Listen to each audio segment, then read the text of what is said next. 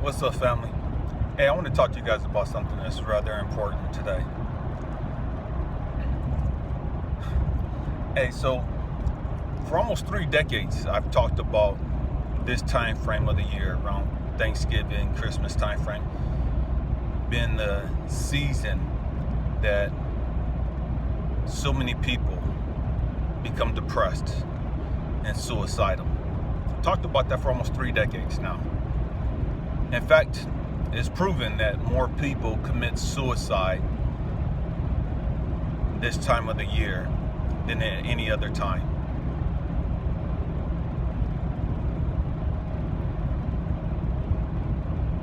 And this year, something kind of hit me. It just blew me away.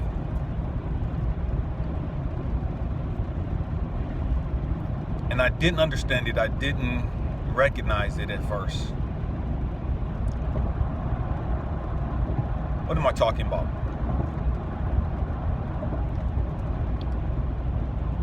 For like the last 5 years,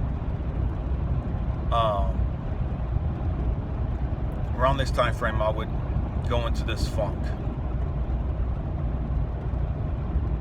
Didn't recognize it, didn't see it. And this year, it occurred to me that, man, I was in this little funk.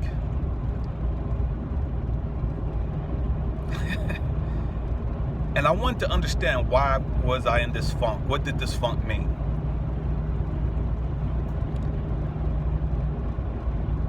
A week ago Saturday, this past Saturday, I had a dream of my late wife. And I was trying to understand that.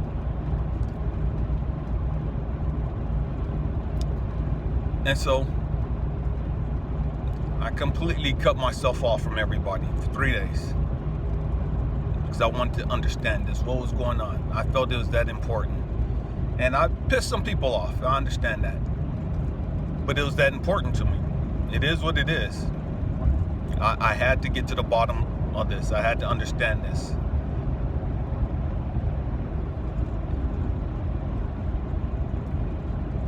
And so I realized that for the last 5 years, I've been carrying seasonal grief, seasonal depression. Because 5 years ago, my wife laid in bed dying from breast cancer.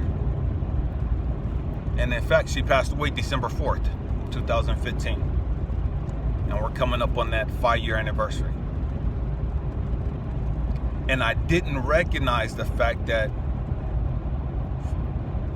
I've been carrying that.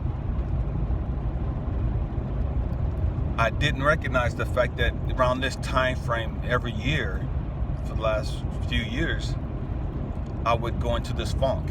And this funk is seasonal depression. That's all it is. It's just a nice way of saying, yeah, I got seasonal depression. It's a nice way of saying I've got some grief that I'm carrying. But I don't understand it as depression. I didn't understand it as grief. So it's just funk. What is seasonal depression? What is seasonal grief? It's nothing more than a trigger. It's just a trigger. And I didn't realize that until I dove into it and I was like trying to figure all this stuff out. This time of the year was a trigger for me because it was the last holiday with my late wife. This time of the year was a trigger for me because it was a reminder that Cecilia had passed away. And I didn't even grasp that. I didn't even understand that. I didn't even see the pattern.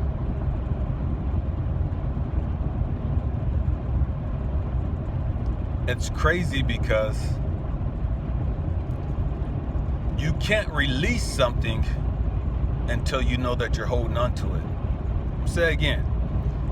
You can't release something until you recognize and understand that you're holding on to it.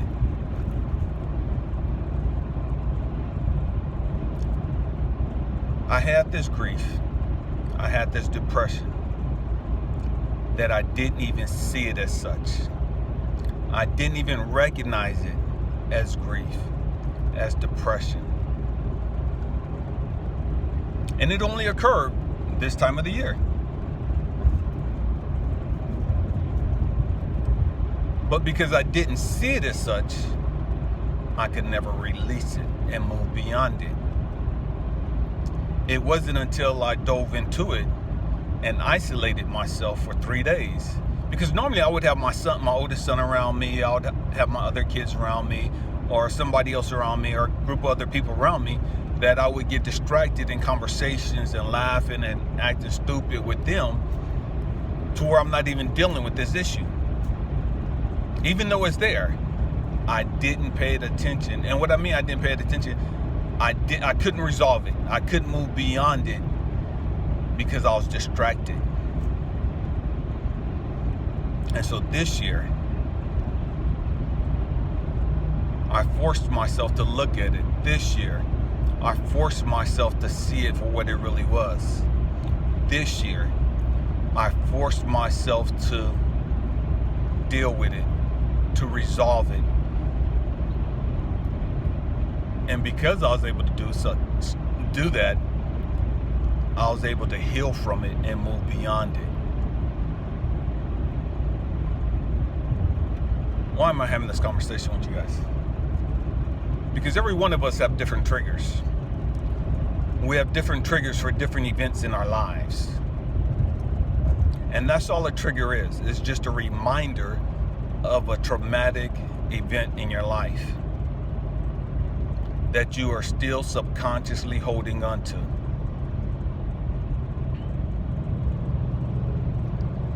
And it is only by you dealing with that, acknowledging it as such, acknowledging it as a trigger, acknowledging the traumatic event that occurred, and the grief and the emotional attachments that you have attached to that event.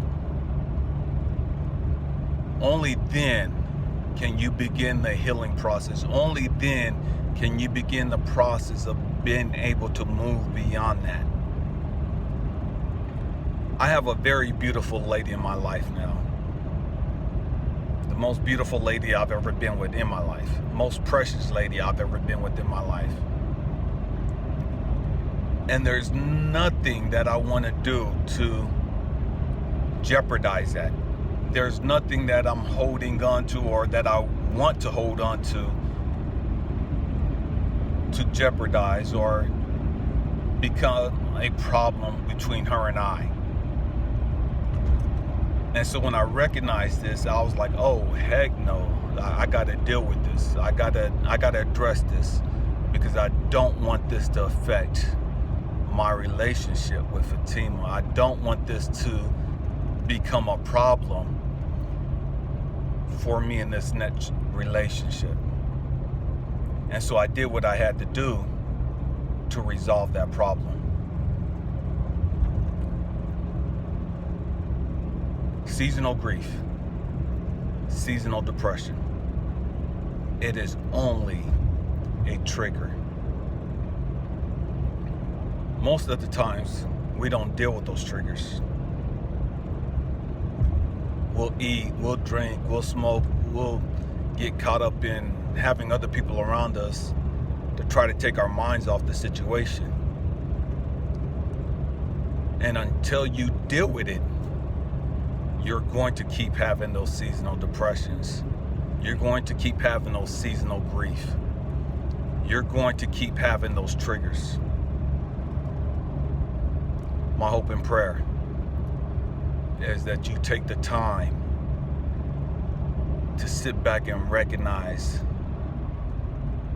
these triggers for what they really are, and that you begin the process of understanding them so that you can begin the healing process, so that you can let these things go. Because again, you can't let go of something that you don't know that you're holding on to. I love you guys. Peace.